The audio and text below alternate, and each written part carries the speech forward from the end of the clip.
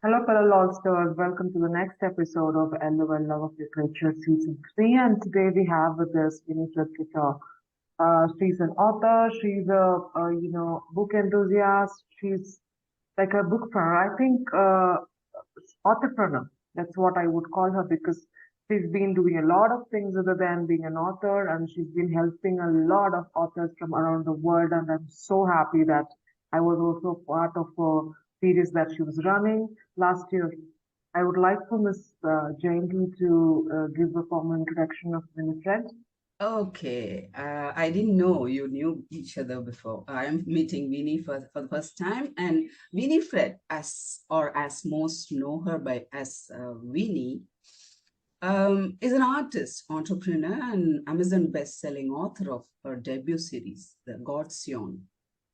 Winnie has had a lifelong love of literature and art. She wants to create a beautiful fantasy world with compelling and intriguing characters as a writer. Winnie loves to spread positivity and joy to those around her and look at the world through a glittering pink lens. Can you see the pink behind her, audience? So, welcome, Winnie. Let's win it today.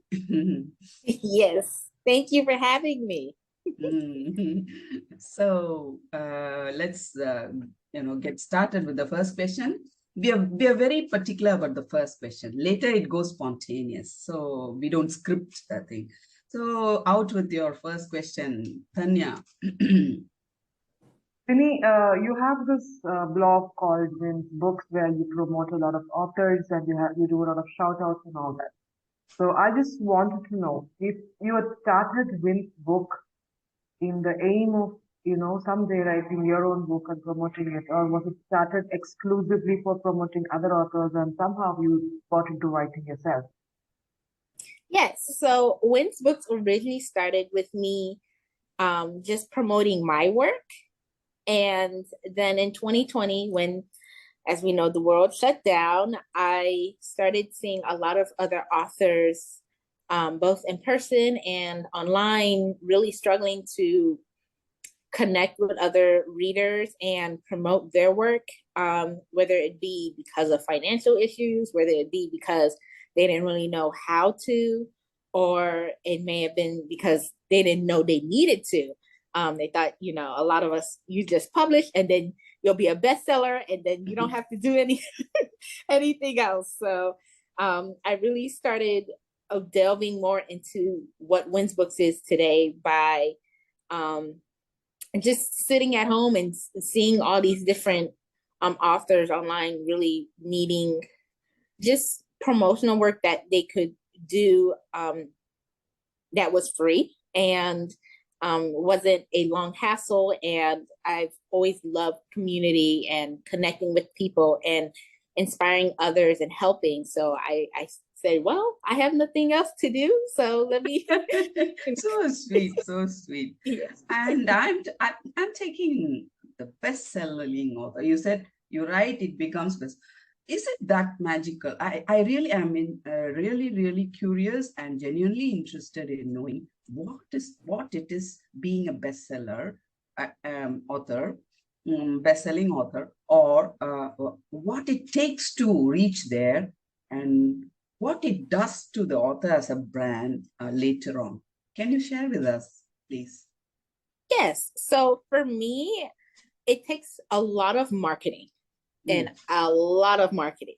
And that's really for any bestseller. And it just depends on how much marketing you can put forefront.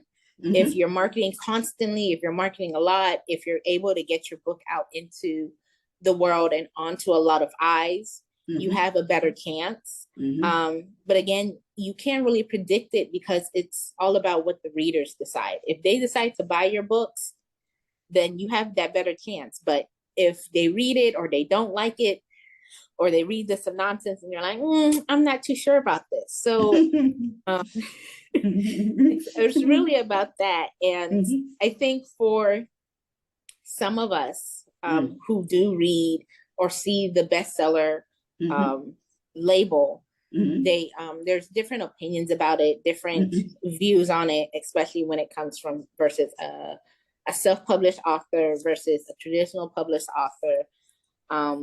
As well as for me, I personally, I don't put the title or the sticker or button on my books to say, oh yes, this is best, because I want you to see it without that. I want you to read, I want you to look at it and be like, okay, I love this book. And then you find out, oh, she is a bestseller. That's awesome. And at least for me, when I buy books, I don't really, personally, I don't pay attention to it, because all it means is that a lot of people bought the book.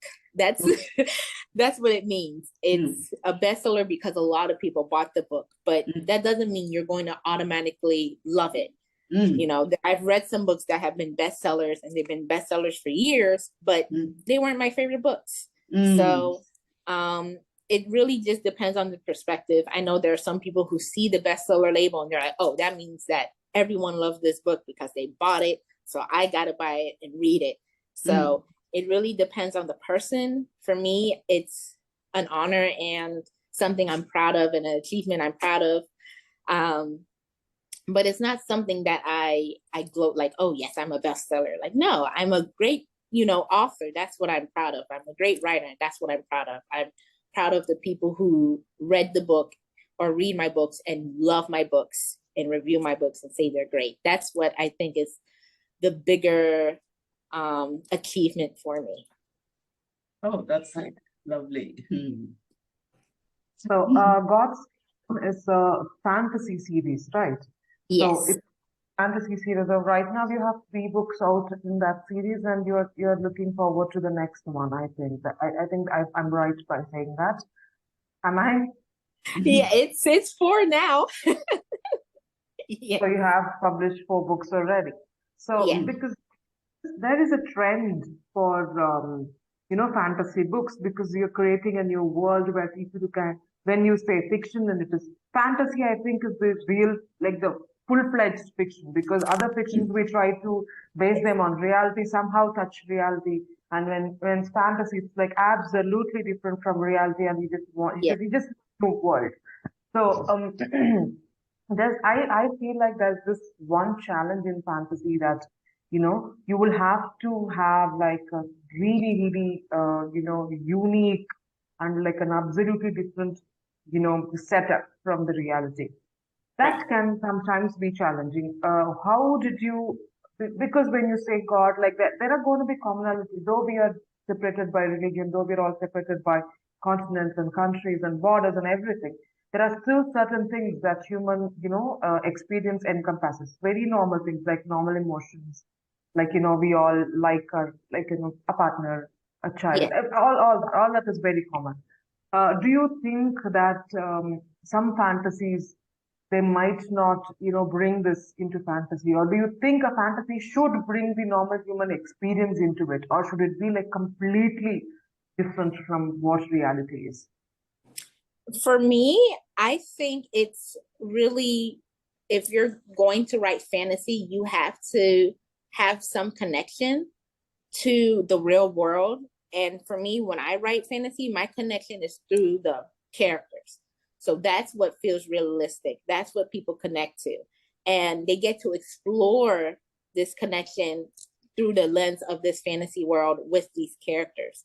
And I think where some fantasy books do fall short is that they do focus so much on the whimsical and the magic and the adventure, and they forget that a book, you have to follow characters and you have to believe in their story and believe in their ups and downs and follow that. And when it's not persistent or it's not visible, or even characters aren't likable, it's hard to connect with the fantasy, because as humans, we like to connect to things, we like to relate to things. So if there's nothing we can relate to or understand or really ponder or think about, it's hard to really grasp or understand the things that we can think about, like magic, like fantasy gods and goddesses, like Pegasi, all these things that don't truly exist in our world. It's hard to imagine them when we can't even connect ourselves in that world. So for me, really, it is about finding a way to connect fantasy to the real world, but still being imaginative with it. And I've seen authors do that through nature. I've seen them do it through storytelling or through the characters. But you have to have that element of connection to the real world, whether it be big or small, but it needs to be there to really cement your fantasy world and somewhat make it believable, if that. On that note, you say your characters should be connectable and from real world. Yes. I mean, they should resemble from the real world. I can understand that. It's required, yes, of course. But do you have any places where the values, the human values, are different from the values of the world that you have created? Are there any differences to challenge yourself as a writer and later on the readers to give a fresh perspective or another completely 360-degree change in the values system? As in, do you have anything like that? I'm just curious to know. Yes. So I do that through usually my villains. So I don't do a lot of like redeemable bad people because I want it to be known that these are bad people and their decisions are bad and they're hurting others.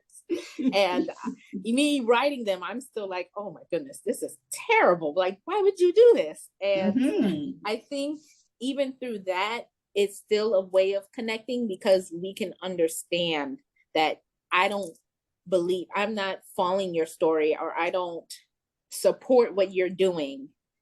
And I think that's what makes the character strong because you can say this is a bad character or this is a bad person, even in this world.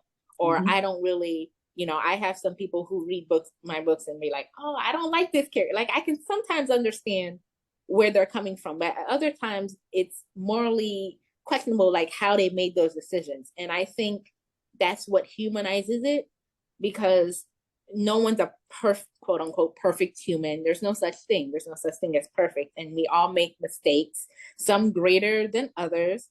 We all have our faults. And I think writing that in and really challenging myself to not make everyone like a good guy or a good person or someone like, oh, well, you messed up in book 2.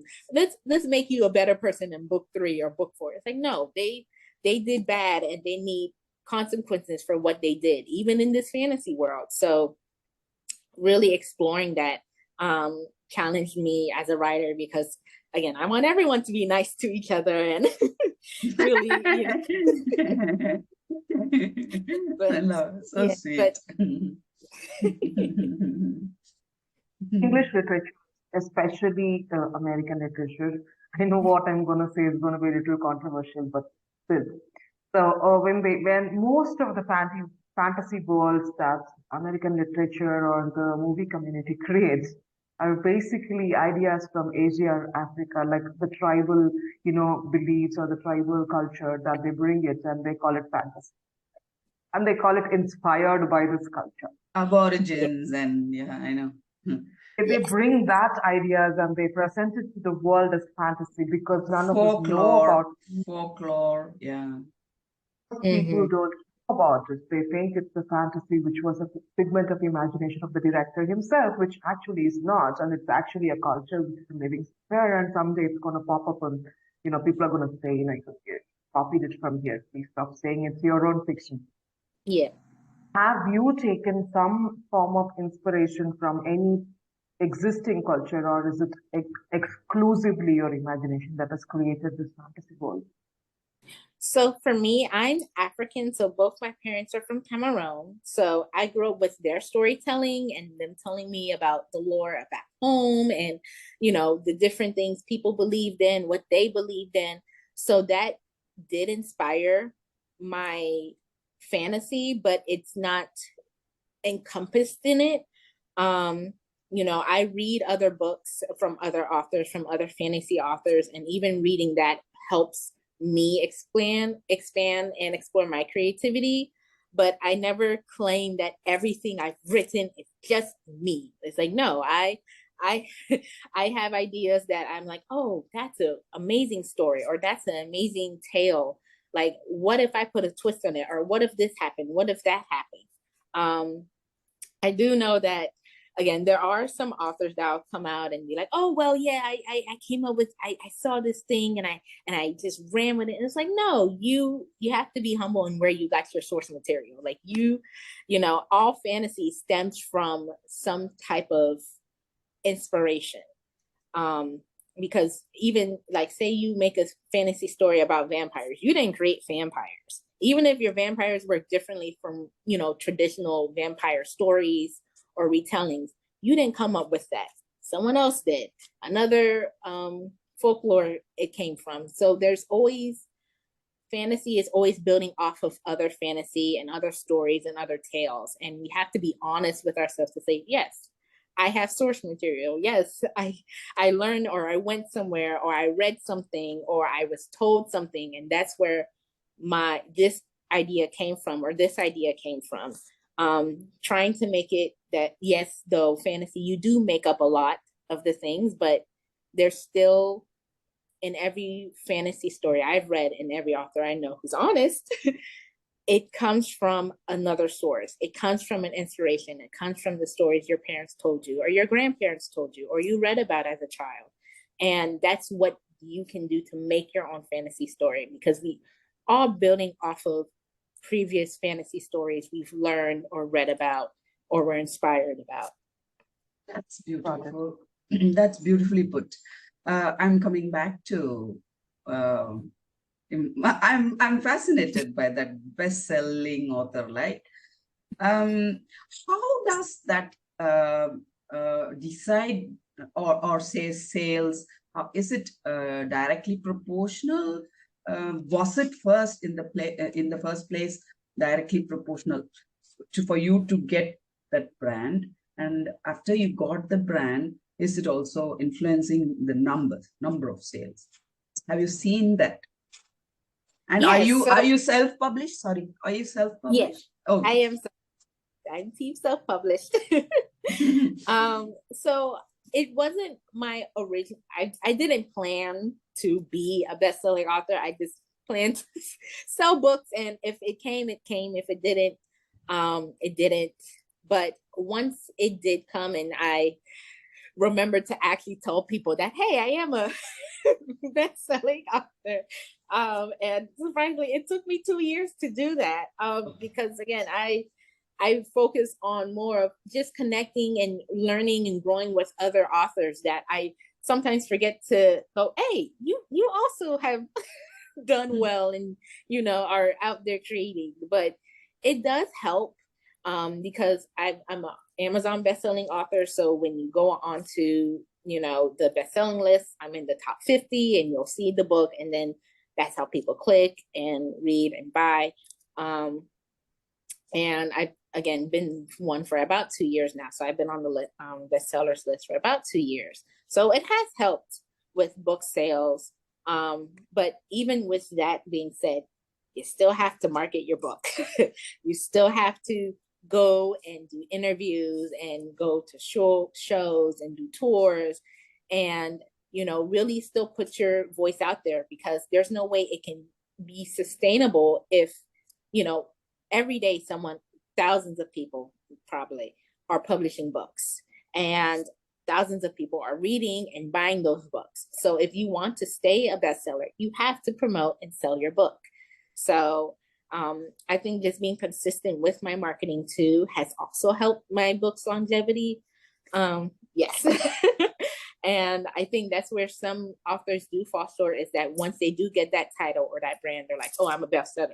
I don't need a, you know, I don't need a market. I don't need to promote my work anymore. And it's like, no, trust me, someone is going to publish another book and take your spot too. Like, there's, you know, before I was a bestseller, there was someone who else had that spot. Before them, there's someone else, and so on and so forth. So just being consistent, again, with marketing and promoting your work is what keeps you, and what helps and can aid you into becoming a bestseller. Mm. Mm. So, like, because it's your debut work and you've come up with a series. How did that happen? Because did you have like an idea and you thought, I mean, I cannot write one book to fit this into and I have to make it into a series, or you just wrote and just happened to be a series, or was this your plan?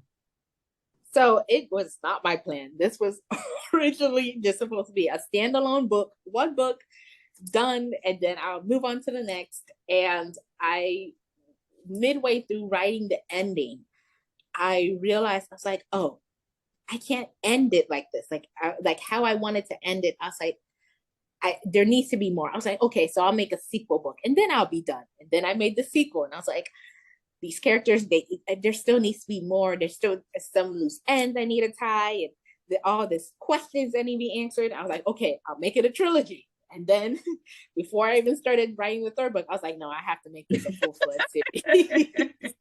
And when are you going to come out of the series and write something else? When are you going to do that? Hopefully, after book 6, I will be done with 6? this. Okay. Yes.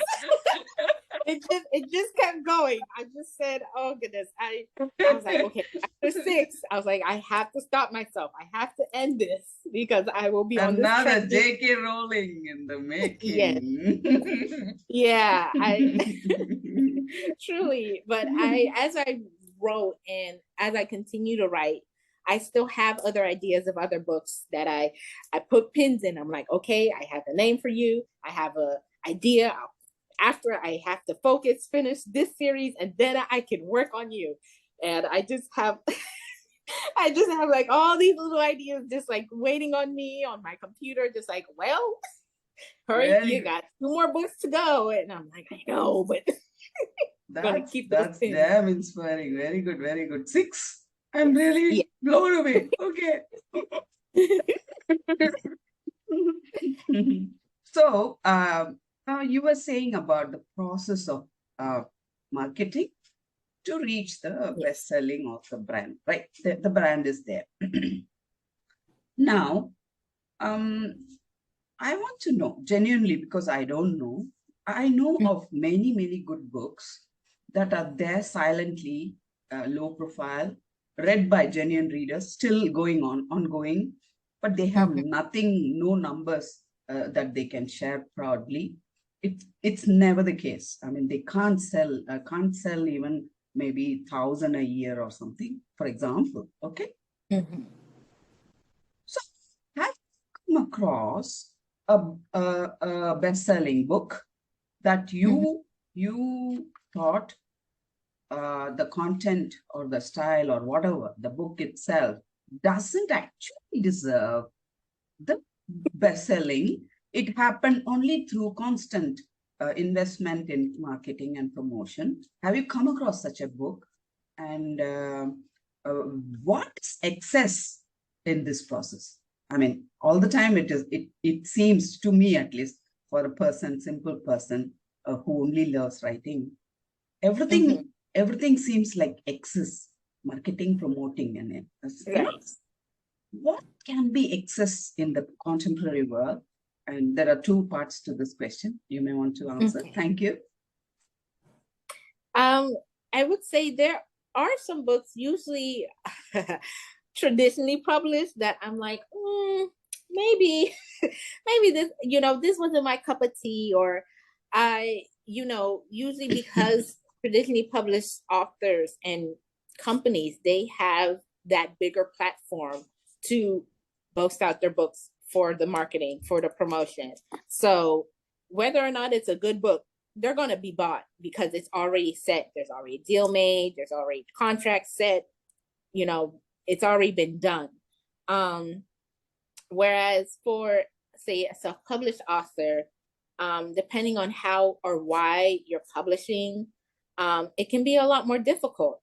For me, again, I didn't start out with A Child of Tempest, the book, my first book that was bestseller. I published that in 2019. I didn't get bestseller until about a couple of years after that. And, it took, again, work and marketing and really being resilient and believing that, I can market this book. I can sell this book. And not everyone has that drive or passion to do so. Again, when I first started, I was like, oh, once I just publish it, I'm going to sell 10,000 books and I'll be on my way and I don't have to do anything anymore. And it's, again, because the market is just like any market, it's fluctuated with books. I can go into a bookstore and we all know there's hundreds of books, they're in Barnes and Thousands, Nobles, millions. it's Yeah, just yeah. thousands. And putting in that perspective, like your book is one of 1,000 that may have been published that day, and you have to put in that work to market it. Even if you are a traditionally published author, you still have to put in work to market your book, because after that advancement goes, it may not be sustainable, and people will be like, oh, well, I bought it. They're not going to keep buying the first book. So you have to still market out to new readers so you can keep your work sustainable or your sales sustainable. Yeah. Thank you for answering. So, which one will you prefer? The content or the brand when you go and buy a book for yourself, just for reading? What's your choice? Definitely content. I definitely prefer, I know there are authors I've read that I love. One of my favorite authors, her name is Lois Lowry. I'm probably butchering her name, even though I love her. And she wrote The Giver, and it's my all-time favorite book. And she had I believe it was a sequel to it. And I read the sequel and I was like, I don't like, I was like, this isn't for me. Again, same author, that brand is the same, but the content of those books are different. I can tell you from the first page to the end of the last page of The Giver, through and through, I love it. I read it all the time. But the sequel, it didn't do it for me, So I think content really is over brand. I know for some people, no matter what an author will publish, they'll go buy it and they'll read it and be like, oh, it's 10 out of 10. And that's great for you. But for me, I prefer the content, because if I just focus on the brand, then I'm losing value in what's been written. Do you write for yourself or to cater to your readers? Because you're you're planning a 6, and but after you just said the sequel didn't work for you, you are courageous. 6 you're in plan, and that means you have that confidence. Now, do you write for yourself, for your joy, or do you write so that many will like?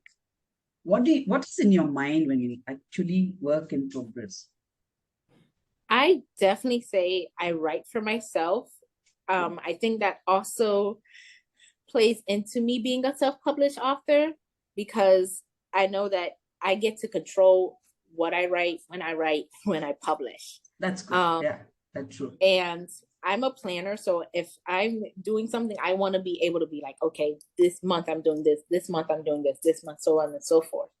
But I also want to be able to give myself time to break and breathe and sometimes step away, because the hardest book for me to write was my 3rd book, because I was like, okay, I can't do this. And for a month, I didn't touch it. I didn't touch the draft. I just had to leave it be.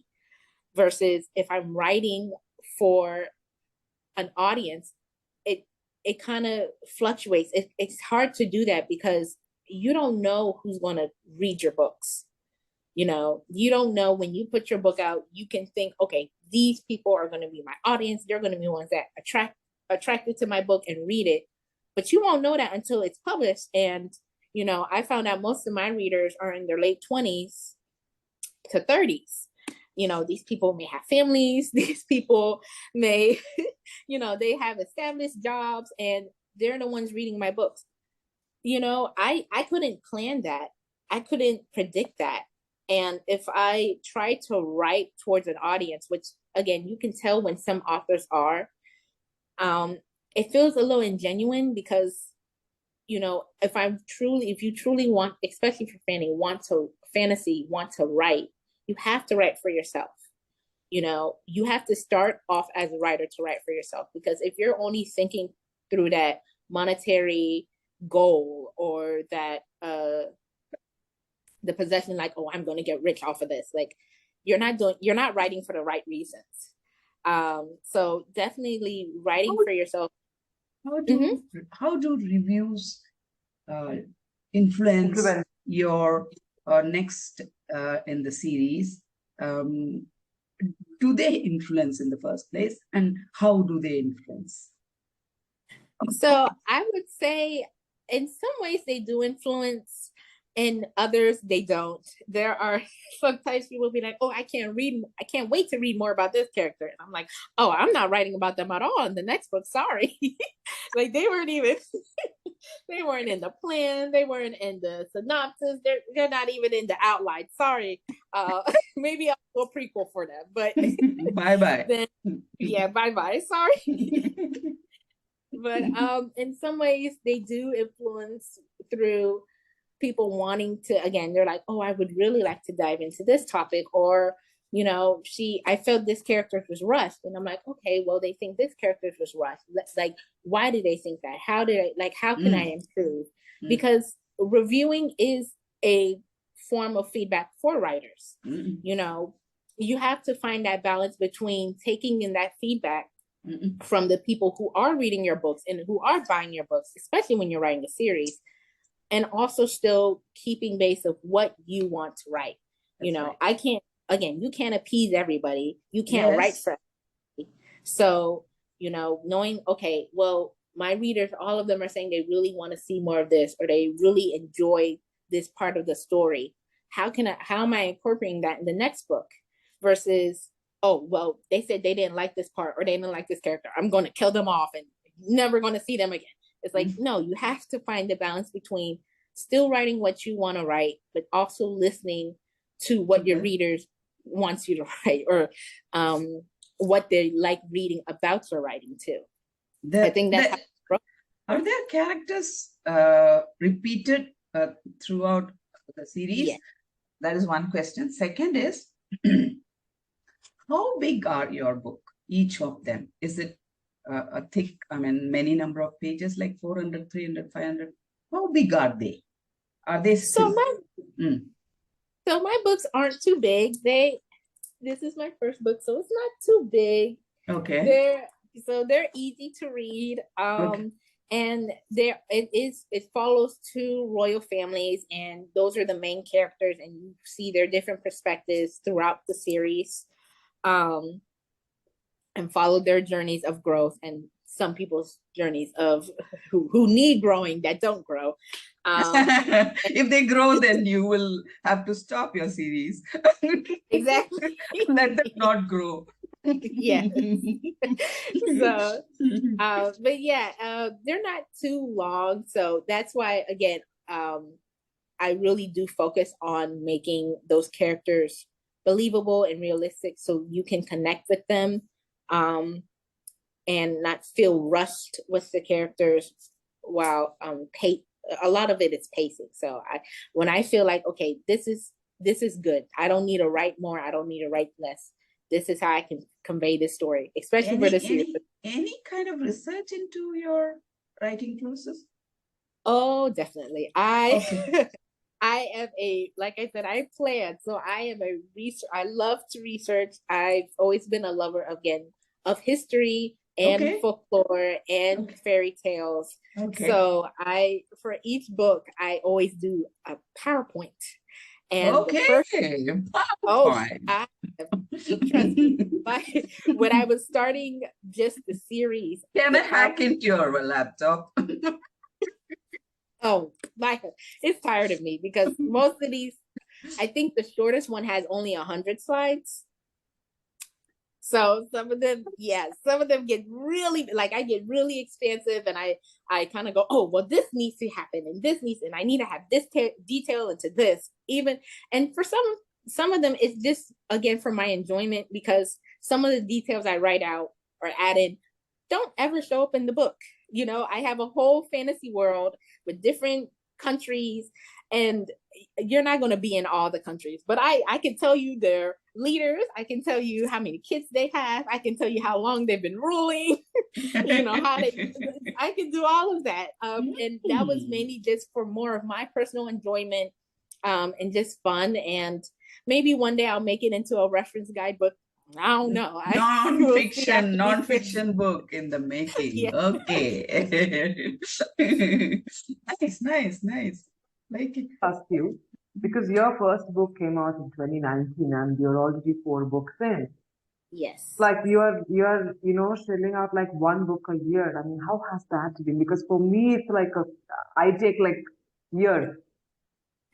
So how have you been, consistent in writing like 1 book a year? And because I understand it's self-published and I understand you don't have that, deadlines that traditional publishing has, because that deadline sometimes, at least for me, they act as a, they make sure that I complete that book. But Yeah. otherwise, I wouldn't have done it. So, how did you, do that? Just a minute, because I think the video is going to go off. You can answer this question in the next. We're going to send you a link for the next session. I mean, the Okay. immediate. Yeah. Okay.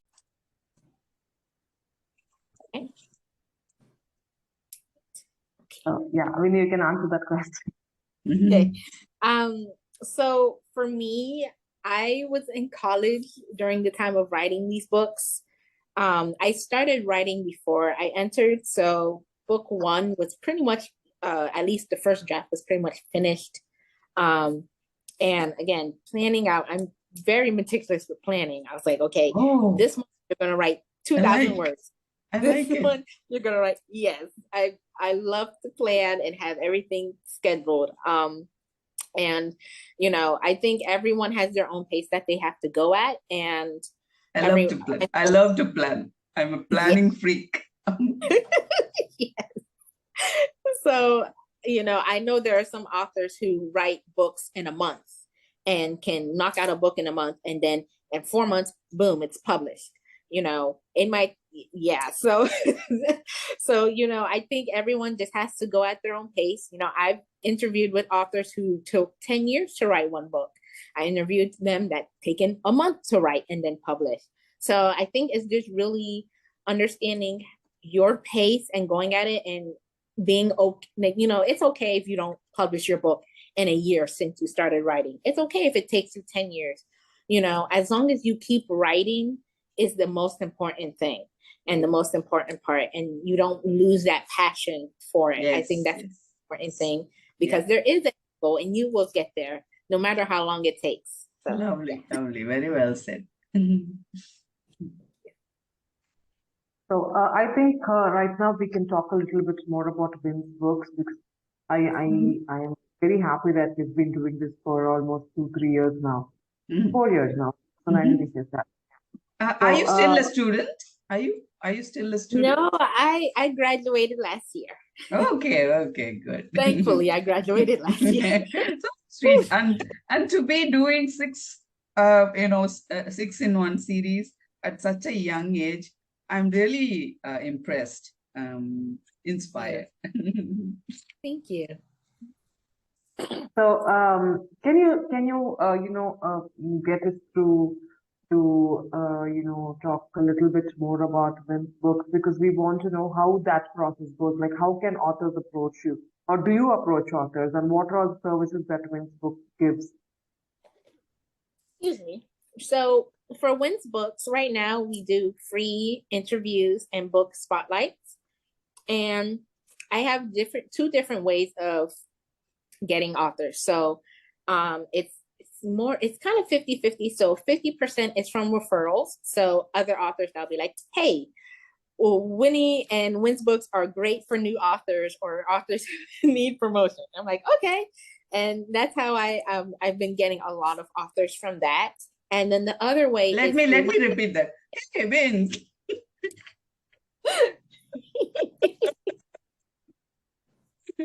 Yeah. But the other way is sorry. The other way is through my social media channels. So well, not right now, but next month or kind of at the end of this month, I open up submission forms, and I post that. I said, hey, I'm looking for authors to do author spotlights or author interviews, or book interviews. And I do have some that are centered around different holidays or themes. For example, for February, I did Black History Month, and I also had books for Valentine's Day, so romance novels. So I'll post, I said, hey, if you know anyone who's interested or who writes in the genre who would be interested, let them message me or email me. And that's how I also generate author submissions as well. Interesting.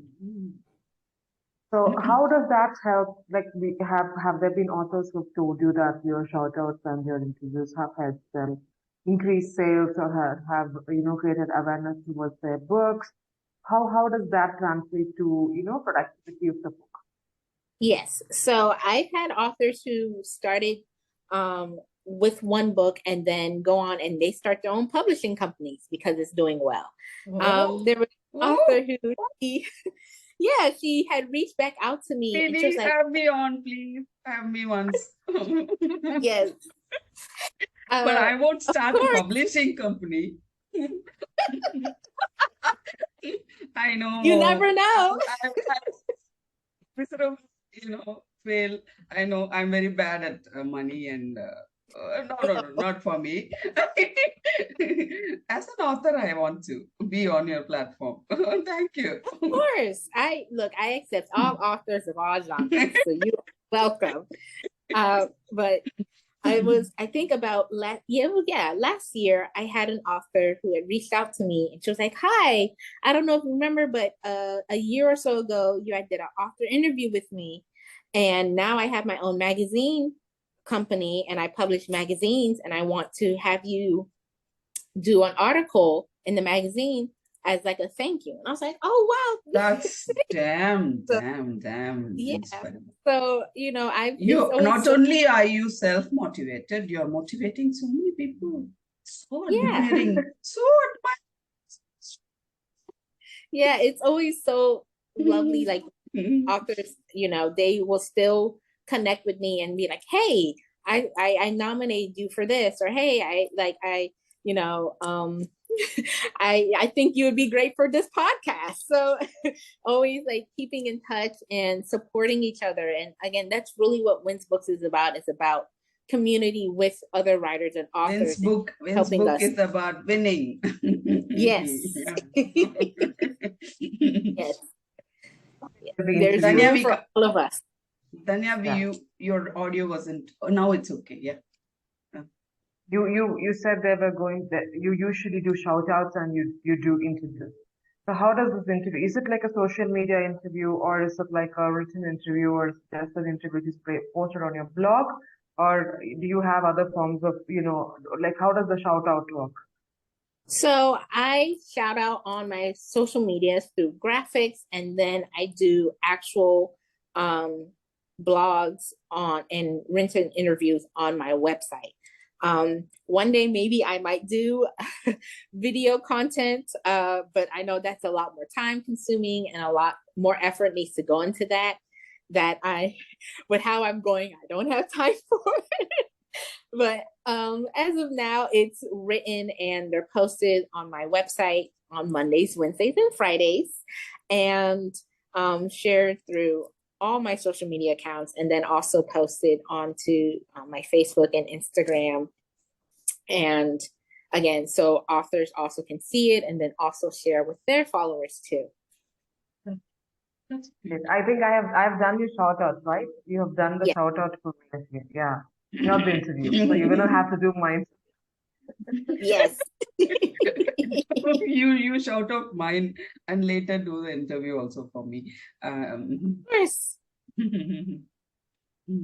I think mine was in last year's March for the Women's Month. I think I did being for the Women's Month. Yes, for Women's History Month. Yes, I remember. Yes. Yeah. So that's again like one of the like event themes I do. So this year I didn't do it because I just was doing a lot of planning for other stuff for Wins Books that's happening and book promotion as well. So, and with February and January, I did a lot of book sales and book tours. So I didn't have, I was like, again, giving myself time to break and, reel in so I can make better products and make better books and provide better services. Because what I don't want to do is provide interviews or spotlights that are subpar, because that's not fair to the author, who is, sharing their story with me and sharing their time and hoping for promotion. It's not right for me to do, oh, well, let me just quickly do this and then get it out there. And I said, I did it. And because it is free, I think I don't charge, but I still want to give a quality, review or interview and process for the author. Because again, that's how I build connection. If I've done interviews where they're like, okay, you're in, answer these 4 questions and then we'll post it, sometime this month. And I'm like, okay. And, it's an interview, but I really do like to, I email the authors, I talk to them, I ask them questions about their journeys.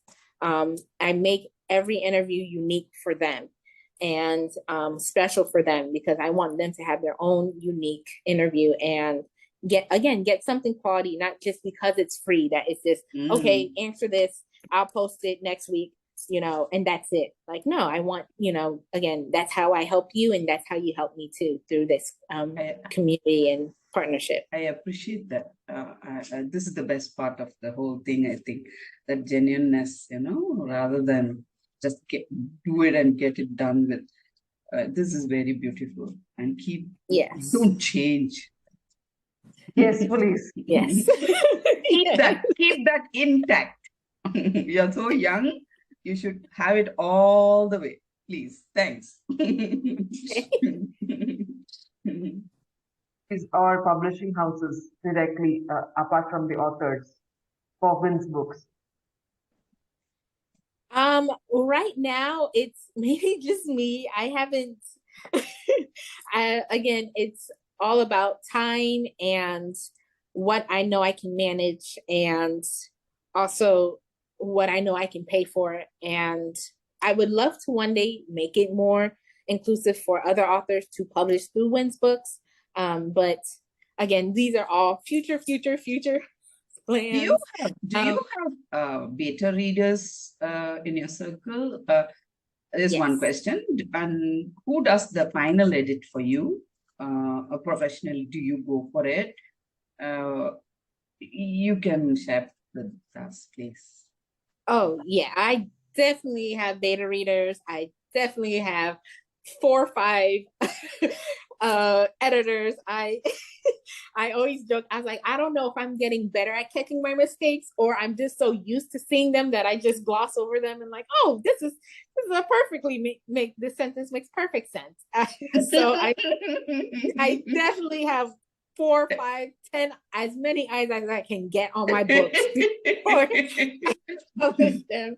I think that makes, again, a better quality book. And again, I love to read, and even when I'm reading, I'll be like, hey, I see that mistake. And you always want to, there's no such thing as the perfectly edited book that has no mistakes whatsoever, because again, everyone edits different. Everyone may word something different, but you want to get closest to good. You want to get at least both. That's right. So, but definitely, and I know there are some self-published authors that, again, because you're self-published, you can do everything by yourself for free. And, kudos to them that say, oh, yes, I published and I edited my book myself and I did all this myself. And I'm like, that is great. But if I sat here and edited my own book, I would still only have one book and it wouldn't be published. I can do that. So definitely. That's nice. That's nice. I want to ask you one more question, and then we can go to the next segment of this episode, which is called World of W's. So my last question to you would be, how better can we as a community of authors, be helpful of each other for marketing each other's books other than writing? Because we all do write reviews for each other because we all know that, going to Yeah. help each other, and because you are doing a lot of it. We're not doing it professionally as you, but we're just doing it as like, like with we have friends who are authors and we write reviews for their books and all that. So how can we as a community help each other more? I think the first thing is being honest of what you can and can't do. I know there are some authors that are like, oh yeah, I can definitely, like, if you if you pay me this, I can definitely get you 100 views, or 100 reviews, or what it is. Or saying, oh, well, I would totally love to collaborate with you. And, nothing comes out of that. Being honest with your time and what you can do, like I said, I can't say, oh yeah, I published my book. I can totally publish your book. I've done it before. Absolutely not. I'm not in that space to, start doing that. And I see a lot of authors that, fall out with each other because they're not honest with their goals and intentions. I've had authors that I've connected with, and I've had to step back because, again, there was disconnects in communication and goals and plans and what we really wanted end goals to be. And, not everyone has the same vision, and that's fine. But Yes. being honest with that and upfront Yes. at the beginning, Yes. I think both helps the community and then helps us, hey, I don't publish books besides my own, but I know some people who do. I know some, authors who have publishing companies. I know some authors who know publishing companies that can help you out. Being honest with what you can and can't do, I think, is really big, and not gatekeeping that away. Because, again, I could say, oh, well, I only, write interviews for people who I know or who I know have read my book. And again, that doesn't help, that doesn't help me grow or expand as an author or as a communicator or as a marketer. That's you have right. to be open to, Yes. different genres. Like, I don't write cookbooks. I buy cookbooks. I never read them, but I've had authors. Do you cook? Oh, definitely. I definitely cook. I'll look at the picture. I'm But like, oh, I can make YouTube. Is it YouTube? Not books. Yes. Oh, yes. Definitely. Look, I'll go to the store and I'm like, oh, these recipes look great. I'll go and buy it, and then I just cook whatever.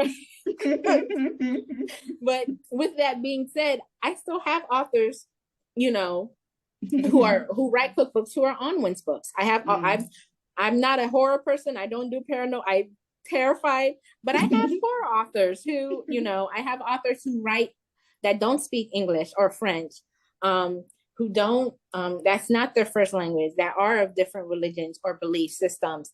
I think being open and accepting and really understanding that not everyone's going to write the same thing you do helps you better understand your own writing and expand it, because you can always learn from different people and different backgrounds. And I have seen that there are some authors that do try to be more closed-minded and like, oh, well, I only do this for this certain type of author, which, I mean, okay, if that's what you do, but again, back to that honesty, be honest about it.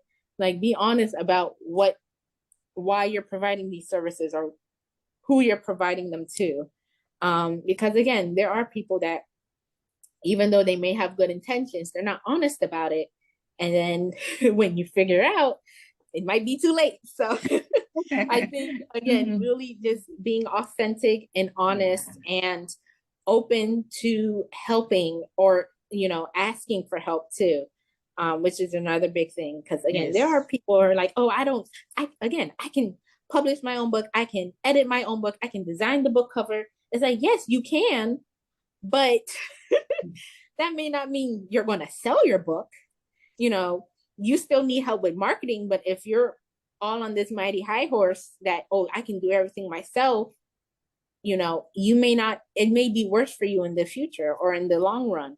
So, again, being open and honest, really, I think that's what helps with the writing community and author community, especially for self-published. And, not shunning whether you're self-published, whether you're traditionally published or you're hybrid published, being open, like that's the path they chose and that's the decision they made. We're at the end of the day, we're all writers, we're all authors. So still trying, finding that balance and again, honesty and being authentic and real about what you can and can't do. So yeah. Okay. So I think this is time for us to go to our next segment of this session, which is called World of W's. World of W's is nothing but W questions like what, be precise, and it's almost like a rapid fire round basically. So if people could not listen to the entire episode, they could just scroll down here and it will be like a small gist of what we've spoken till now, and they can just listen to it and get the gist of it basically. So yeah. What I would like to know is, when is your next book due? Like, when is the next book coming out? If willing, next year.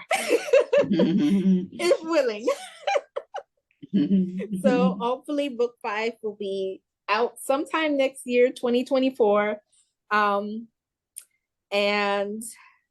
if not, it'll be early 2025. We'll just have to see. What other genres are you interested in trying in future? So right now I've done fantasy and a bit of sci-fi, and I did with a lot of other book businesses make it's a non-fictional reference guide for self-published authors. So really expanding that and making more additions to that directory would be really fun. Maybe one day I'll do poetry. Okay. I can rhyme a little bit. Okay. But I'm not too sure about that one. I felt from the minute we started, I felt you're moving poetry, dancing. Oh, maybe one day I'll be back to talk about a poetry book. But I do love poetry. I'm an avid reader and lover. I just bought a poetry book by another self-published author. Well, a couple of weeks ago, and it's sitting in my little bookcase waiting for me to read it. So maybe one day I will do poetry, and maybe more,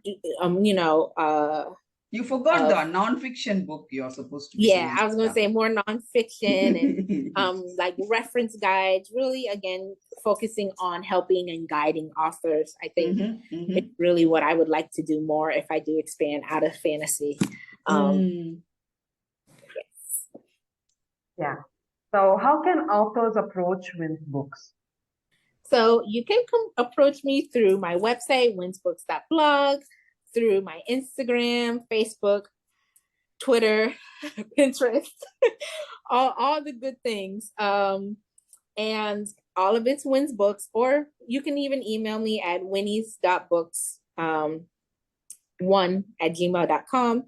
I answer all of them. I look at all of them at least once a day. So there's always ways to contact me, and I'm open to answering questions. I've had authors reach out and be like, hey, I just have a question about this. I'm like, sure. So if you want questions, advice, if you want an author interview, reach out to me. Or reach out to someone who knows me or follows me. Oh, lovely. Reach out to me there. So sweet, so sweet. How has Win's Books community helped you promote your books? Again, it's mainly because it is a community of other authors and writers, and because again, it's a transactional partnership. So I promote their work, and then they in turn promote mine. I've had authors tell me about, hey, this book tour's coming up, you should join it. Hey, this fair's coming, you should join it. Hey, I sent a nomination for you for this award. So really it has helped me promote and again, expand my audience, because I'm connecting with all types of authors who then I get to connect with their audience as well. And they get to connect with mine, and we just continue to grow from each other. So that's so healthy, really, so lovely. Yes. And that's what I really wanted. I didn't want it to just be a give or take. you know, and again, that's why I also keep the interviews free, because again, I know not every author can pay $50 to $100 for, again, 4 questions, and I'll post it next week. So I have some gripes because I've been through that process, so I understand. So you're gonna remember when hey, this person did a free interview for me and it was a great interview. Like, of course I can recommend their book, or of course I can share this with my friends. And in turn, I don't ever delete any of the interviews. You can always go back to it. The only time I'll take it down is when you tell me to take it down. I keep it on there. If say it's I've had some authors who say like they delayed book publishing, so they're like, hey, can we for this book spotlight, can we delay like when it's published because there's delays? And I'm like, of course. I don't take it down. I don't do any. They stay there forever. That's brilliant.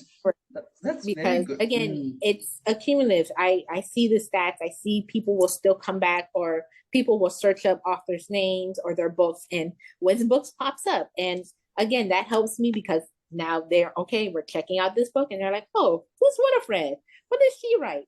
That's very good. Again, really, even LOL it will have the audio podcast permanently there, and also the video link you will get, which will be permanently there. There will be 2 links to your episode. We are so happy you joined us. Thank you. I was happy to be here. I would like to know, how the session was for you, and where can our audience find your books? So you can find my books on virtually almost every book selling platform, from Amazon to Barnes and Noble to Books A Million to Walmart. I have them everywhere. And then of course you can always find them on the Wins Books website. Yes. So keep you can winning, always find them. Keep winning. Thank you. So if you can tell us about your experience with LOL and what you felt talking today, to us, our session. And also it was great. It was I'm sorry. I think it was great. I enjoyed it. I don't do many podcasts or video interviews just because I'm busy with 1,000 other things. But when I get the opportunity, I do. I'm very thankful. And you guys had such insightful and fun conversation and questions. And I always love to talk about writing and my story and the Wins Books. That's my baby. So I love talking about it, and really how I can still connect with more authors, because now we connect, and soon I'll have another author interview to be posting. And yes. So again, reaching out, and I just love that. I love to really sit down with other authors and just talk about writing and talk about books. I think that's, again, how I grow, because I can now learn from you and you learn from me. And, that's how we get better as readers and writers. Absolutely. So thank you again. Thank you. Keep winning, Winnie. I don't know how I've started liking you so much today. I very, very seldom I enjoy talking with unknown persons. We get to know. Now we know each other, but I didn't know you, right? So yes. I come with some doubts, but today was different. Thank you. Thanks for that experience. Thank you again for having me. Thank you. If you can, talk a few parting words for our aspiring authors and authors who are looking forward to connecting with you. So for aspiring authors, again, keep writing. You will meet the finish line no matter how long it takes. It's okay. Everyone's writing journey is unique and different, and that's what makes it special. That's what will make your writing special. Again, you can reach me at Wins Books, WINS Books, everywhere on social media, on the internet. Everywhere. It's so sweet. Thank you so much, Winnie. Thank you so much. Thank you.